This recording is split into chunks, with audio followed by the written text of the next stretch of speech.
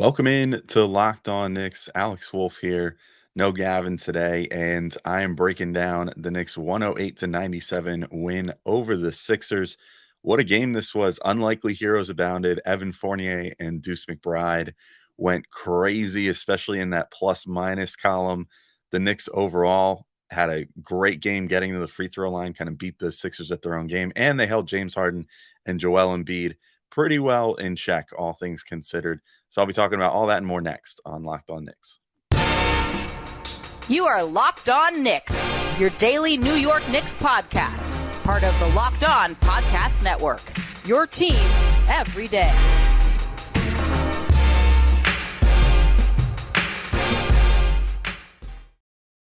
All right, welcome in to Locked On Knicks. Today's episode is brought to you by PrizePicks. First-time users can receive a 100% instant deposit match up to $100 with promo code Locked On. That's PrizePicks.com, promo code Locked On. And I want to thank you guys for making Locked On Knicks your first listen today and every day, whether you're checking us out on your favorite podcast platform or taking in the sights and sounds on YouTube. I appreciate you making us part of your daily routine. I'm Alex Wolf. I'm editor-in-chief and Knicks site The Strickland, which you can find at thestrick.land. And if you haven't already, make sure to hit the subscribe button on YouTube, notification bell, and hit the subscribe button on your favorite podcast platform. Hit the auto download episodes. That way you can make sure you never miss an episode if you're enjoying it. But the Knicks here, what a Sunday night game, 108-97 over the 76ers. And they never said die. They just had a nonsensically good comeback. This feels like the type of comeback that teams usually have against the Knicks, and in fact have, I think, multiple times this year so far. It felt very much like those games where Julius Randle will go off in the first quarter, and then the team just won't quite be able to keep that lead. Usually for the Knicks, the collapse happens in the third quarter or so. Maybe sometimes it starts a little bit in the second and then goes into the third. In this case, the Knicks just totally were able to get right back into this game. They go down by 21 in the first quarter. I wish I could tell you exactly how that happened, but unfortunately, by the time the ESPN decided to let me watch the game, I had it set to record because I wasn't going to be able to watch the opening tip in the first quarter or so live, and went to go watch it and was greeted with flag football. So apparently other people had that issue as well on ESPN. So thanks for that, ESPN.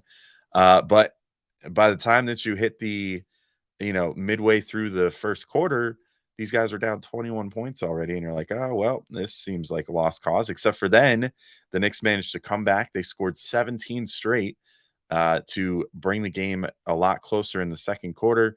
Managed to then take the lead, and they wind up winning by 11. So what a heck of a game for the Knicks overall. The most unlikely of heroes, Evan Fournier and Deuce McBride somehow become the heroes of this game. I don't think I'm promoting it in this episode, but if you made a FanDuel same game parlay on this and picked Evan Fournier and Deuce McBride to have over a certain amount of points, you probably won a decent amount of money. Although I guess you could have also made a PrizePicks entry. I'll do that in a minute. But Evan Fournier, 17 points, 6 of 11 shooting, 5 of 8 from 3 in 24 minutes. I mean, look, I've said this before, and I don't mean, sometimes I say good for him, but but in this case, good for him for staying prepared and always being ready to come into any given game. And unlike the last time that he got some minutes last week, when things were pretty ugly and he was, in my opinion, kind of chucking and not looking to work within the flow of the team, in this game he looked really good. I think he took his chance and he ran with it. The shot making, I think, was the most important and most impressive thing from Fournier in this game. I'll just run through. He had 6 makes in this game. Here's what they were. He had a double sidestep 3 for his first make. So, juke somebody on the perimeter, took a one dribble, double sidestep to the left, shoots a 3, makes it. Had a stop-start layup in the lane, which has been a iffy shot for him at times, but did it pretty masterfully, like Emmanuel Quickley-esque at Quickley's best, where he just kind of got into the lane, got a guy on his hips, stopped, and then just kind of went forward and put it in. If it wasn't defended as well as it was, it could have potentially been and one type opportunity as well if he was able to do that. Then makes a falling out of bounds three where he got it like he was still in motion going towards the baseline as he caught it and shot it and made it from there. Then it makes another sidestep three, makes a super long spot up three later in the game, and then just a regular old spot up three. Just a great shooting performance from Evan Fournier and a great display of what at his best can make him really good. You know, like he's a really good player on offense when he's feeling it. Problem this year has been, you just wonder like why have you not been able to have the confidence to score like you obviously can? It's kind of bizarre. I don't know exactly what it was, but I mean, it wasn't for lack of opportunity early in the season. Like he was still getting his minutes. He was getting starts and everything else, especially before Grimes came in. And, it was just like, where to go. I mean, it's the guy that made the Knicks 3-point record last year and did it pretty easily, it felt like. So it's good to see him kind of bounce back. He also wound up with the second highest plus minus for the team with a plus 28, which was second only to, of course, Deuce McBride, who ends up with 14 points, 3 boards, 2 assists, shot 3 of 6 from three, and was a team high. Get ready for this, plus 34 in 23 minutes. That's insane level of impact on the game. Actually, the Knicks in general, their overall plus minus during this game was pretty interesting. It was they had like all the starters were a negative in this one. All the bench guys were a positive. So like quickly was a minus 19, for example, which probably has to do mostly with the fact that his minutes directly coincided with Deuce's in a lot of cases. They weren't like a direct 1-to-1 for one another, but yeah, quickly had a little bit of a rough game. But then Randall, Sims, Brunson, and Grimes all end up with somewhere between -4 to -8. And then the bench was Hartenstein plus 19, Fournier plus 28, Deuce plus 34, Obi Toppin plus 17 in a little under 14 minutes. So pretty crazy stuff there from the bench, but especially from Deuce. I mean, Deuce like played fantastic. He hit one of the bigger shots of the game late that put the Knicks up 8 with 3:20 to go. Per NBA stats, I pulled some matchup data, which you can always find a little bit after the game. Per NBA stats, the Sixers shot 1 of 8 when guarded by Deuce in this game. He also got guarded Tyrese Maxey for about 4 minutes of total game time when they were both on the floor, and Maxey did not even attempt a shot during that time, which tells you a lot about how much Deuce was hounding guys in this game. I mean, I'll give credit to the entire defense, like even Evan Fournier, who normally is sort of a open fence door, leading right to the hoop when he's on the floor, or a guy that gets too handsy or whatever. The whole team came in pretty determined to not be too handsy, to play clean defense and just kind of let the chips fall where they may. And I think they did a good job of it. But especially Deuce, having that sort of impact, whoever he guarded was not having a good day. And I'll say it all seems to be coming together for Deuce. His defense is so good that even if he's basically just hitting threes, he could be a huge positive like we saw in this game. I mean, he didn't even shoot the best percentage ever, um, and still managed to be an overwhelming positive in this game.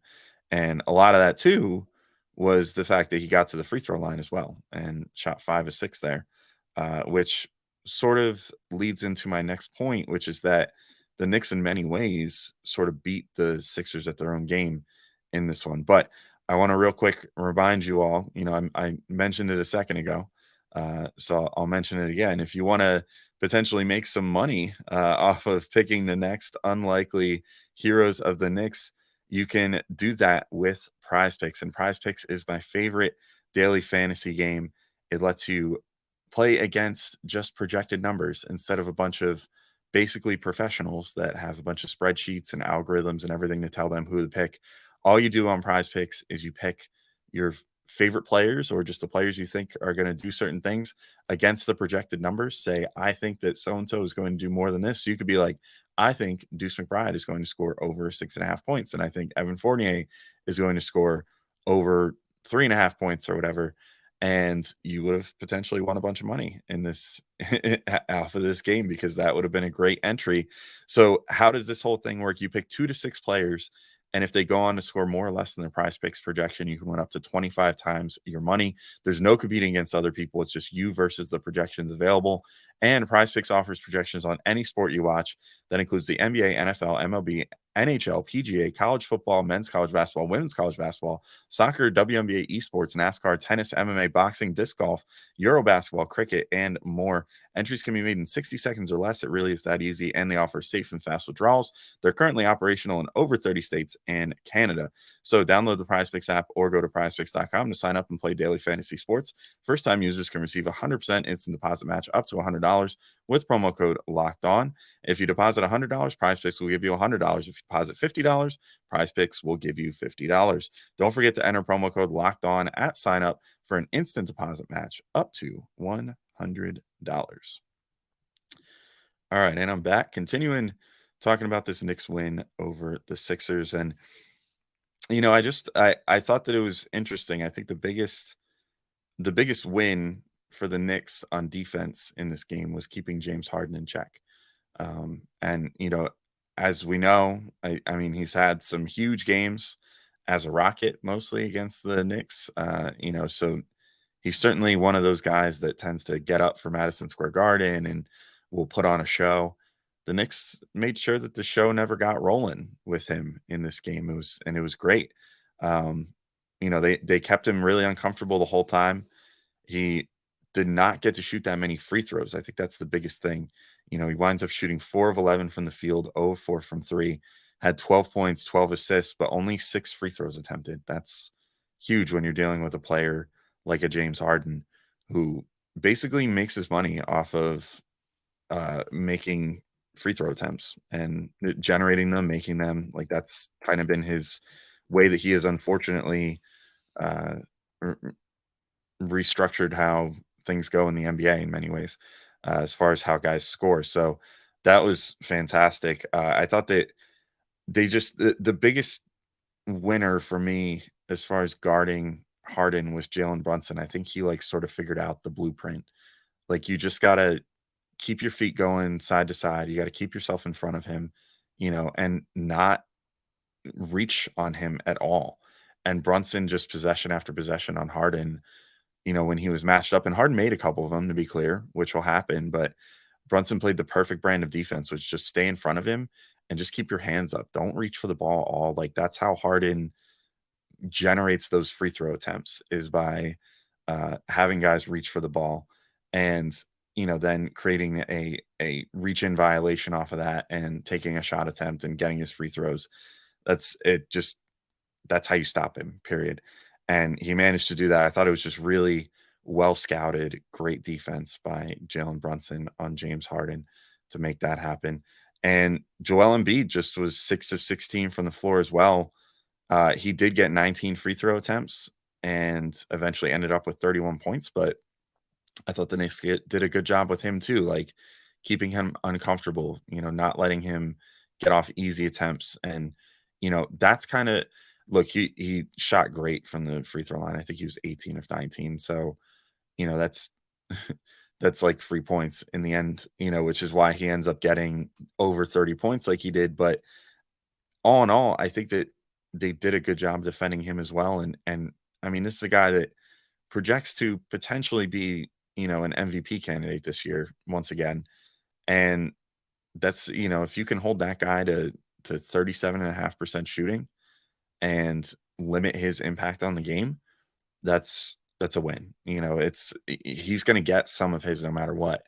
But if you can stop him to a degree and you can keep his teammates in check, like they did with Harden, like they did with Tobias Harris shooting 5 of 12, like they did with a number of the guys off the bench. Tyrese Maxey, I already mentioned, like wasn't even really able to get off shots when he was guarded by Deuce McBride. And he did shoot 4 of 8, but like didn't get as many opportunities as he normally does.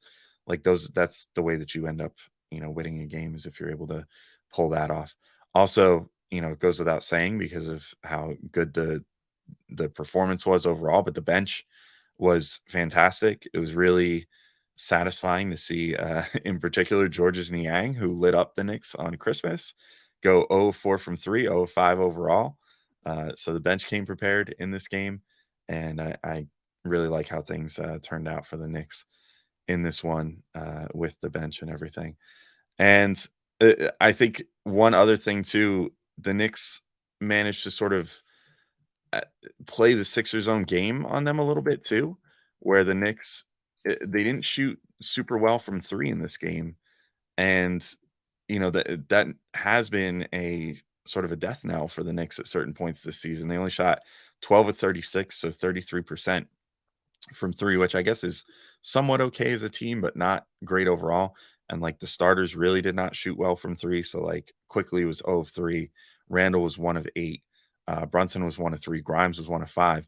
Luckily, you had Evan Fournier and Deuce McBride, who off the bench shot 8 of 14 for you from three. But other than that, the starters really kind of made their money on generating free throws and doing what the Sixers normally do to you, where Julius Randle ends up shooting 7 of 8 from the free throw line. Even Jericho Sims gets in on it with 6 attempts, shoots 4 of 6.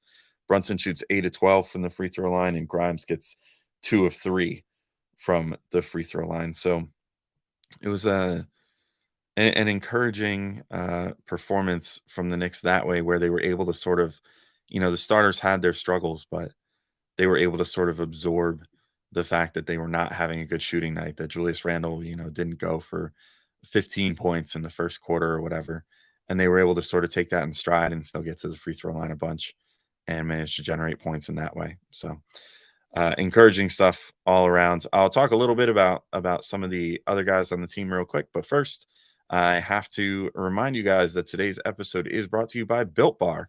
And if you're looking for a delicious treat but don't want all the fat and calories, you gotta try a Built Bar. We just got through the holidays. I know my goal is to eat a little healthier this year. And if you're like me, when you want to eat healthier, you don't want to compromise taste. Well, I've got just the thing for you. You got to try Built. With Built, healthy is actually tasty. Seriously, they're so delicious, you won't think they're good for you. They're perfect for your hopefully still ongoing New Year's resolution. And what makes Built Bars so good? Well, they're covered in 100% real chocolate. That's right, real chocolate. And they come in unbelievable flavors like churro, peanut butter brownie, and coconut almond. I'm not sure how Built does it, but these bars taste like a candy bar while maintaining amazing macros. What's even better is that they're healthy. They have just 130 calories and 4 grams of sugar with a whopping 17 grams of protein. Good news is now you don't need to wait around to get a box. For years, we've been talking about ordering your Built Bars at built.com, but now you can get them at your local Walmart or Sam's Club. That's right. Head to your nearest Walmart today, walk to the pharmacy section, and grab yourself a box of Built Bars. You can pick up a 4-bar box of cookies and cream, double chocolate, or coconut puffs. And if you're close to Sam's Club, run in and grab a 13-bar box with their hit flavors, brownie batter, and churro. You can thank me later. All right, and I'm back to finish talking about this big win for the Knicks here. So, just gonna bounce around the box score a little bit, give some thoughts. So basically, I mean, I realize so far mostly we've talked about Deuce McBride and Evan Fournier, though it's well deserved for those two again, especially for Fournier. Like good for him, man. Like I'm glad that he had this great showing here. But yeah, bouncing around the box score a little bit. Isaiah Hartenstein, only 2 points in this game, fouled out in 26 minutes, but his impact was felt. I mean, the Knicks, if you're facing this Sixers team, you need rebounding. They of course have Joel Embiid, who's going to just gobble up rebounds. But like Tobias Harris is a good rebounder. James Harden obviously is one of the best rebounding guards of all time. Um, but the guys off their bench did not do much in the rebounding department, and you can definitely thank Isaiah Hartenstein for some of that, and the fact that some of their starters didn't do as well on the boards as well. The Knicks wound up winning the rebounding battle in this game, and Hartenstein had 14 of them in those 26 minutes. That's huge. I mean, I'm starting to think that probably his best attribute that he offers is his rebounding. Much like Mitchell Robinson, where we've talked extensively about how Hartenstein can't replace Mitch defensively, obviously, and can't play the same role. But as far as his rebounding, I think that he's not as good of an offensive rebounder, but he's a good rebounder. He has good timing. I don't necessarily think that he always boxes guys out perfectly or plays the game, that way as far as being physical as much as I would want, but he's just got a nose for the ball and gets in there. And, even if he doesn't box out perfectly, he's definitely always in the mix for any given rebound, which is good. Of course, again, it showed up in this game, but, he does tend to foul a decent amount. But a lot of that was like Joel Embiid. He got a lot of people, and the Sixers in general got a decent amount of guys in foul trouble. Fournier wound up fouling out. Hartenstein fouled out. Sims had 4 fouls. Quentin Grimes had 4 fouls. So it's what the Sixers will do to you. But I think that Hardenstein made more than enough good of his minutes that he had. Jericho Sims too. Speaking of being pretty good in his minutes, I thought that he was as well. Had 8 points and 7 boards, including 4 offensive rebounds in 22 minutes. Also had a couple steals, and I thought this was a nice outing for Sims. He did what needed to be done, and he played a much cleaner game, I think, than he's played in some games recently, which is especially in a game where Hartenstein wound up fouling out too is going to be important. You need to be able to stay on the floor and just kind of perform your duties well and not make a lot of mistakes. And I thought he played a pretty I wouldn't say fully mistake-free brand of basketball, but pretty mistake-free brand of basketball. Quentin Grimes had, I think, a pretty good game as well. Didn't really shoot well from 3, but did a lot of those things. I mean, it's to the point with Grimes, Brunson, and Randall, right, at this point where it's like it's almost like how much is there to talk about with them when they just have a game that you sort of expect out of them. Although I guess the unexpected thing with Grimes in this game is that he had 13 points, but only shot 1 of 5 from 3. Shot 5 of 11 overall the rest of the game, and he was doing more of the cutting, the finishing at the rim, those sort of things that he does at his best in this game, rather than just being a 3-point gunner. And I think those are the things that are starting to really differentiate him as more than just a 3-point shooter at this point in his career. Then you had Brunson and Randall. I mean, I thought they gave you the contributions you would expect. Neither of them had a particularly great shooting game, but both of them had good passing games.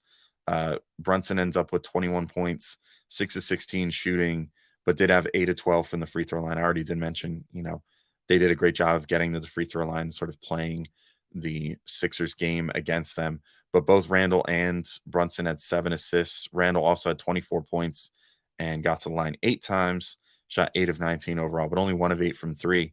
I mean, again, good for Julius, though, that he was able to put together as good of a game as he did without the 3-point shooting. I thought that he really got into it and really, has been doing the same thing a lot recently where he's playing really well inside, and certainly did so in this game as well, which is impressive, again, against a guy, a team with Joel Embiid, Tobias Harris, PJ Tucker.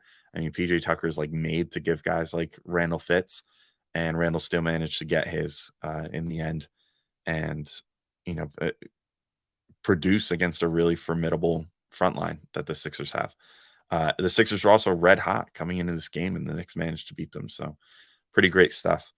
But I think that's basically all I got for this game. So thank you all for listening. I know it's a little bit of a short episode, but I think, as I said, at this point in the season, it's like, how much more is there really to talk about with certain guys? But I was really happy to get to give Fournier and Deuce some spotlight here. We do have the trade deadline coming up this week. I think I'm going to announce a trade deadline mailbag on Twitter in the next day or so, probably later today. So if you want to submit some proposed trades for that, feel free to put them in the YouTube comments if you're here on YouTube, or shoot us a tweet at Locked On Knicks on Twitter, or a DM with a trade offer and why you think it's a good idea, or just show it to me with no context. I'm happy to go over it. So trade deadline coming up Thursday, probably going to be a big week for the Knicks, but stay tuned. We'll have you covered on Locked On Knicks. But till next time, thank you all for listening, and talk to you soon. Peace out.